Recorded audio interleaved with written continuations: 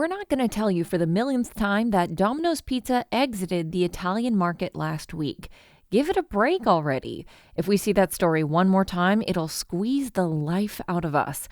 However, we are going to tell you how much more it might cost to make your own pizza this year compared to last year. When the Bureau of Labor Statistics releases the inflation report, it includes tons of in-depth data. For some reason, the media likes to focus almost solely on the headline number and, yes, Domino's faux pas. Not here at The Juice. We squeeze out every last fresh detail, keeping the pulp.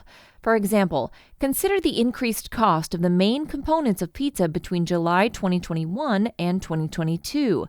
Flour is up 22.7%, cheese is up 12.6%, and sauces and gravies are up 16.1%. However, if you want to make your sauce from scratch, the price of tomatoes are actually down 1.4% year over year and lower by 2.4% between June and July this year. And here's some other interesting annual price increases and decreases. Eggs are up 38%, margarine is up 32.3%, butter is up 22.2%, and coffee at home is up 20.3%. Other than uncooked beef steaks, which are down 1.5%, none of the items the BLS tracks are down year over year. The overall meat index, that's up 7.2%.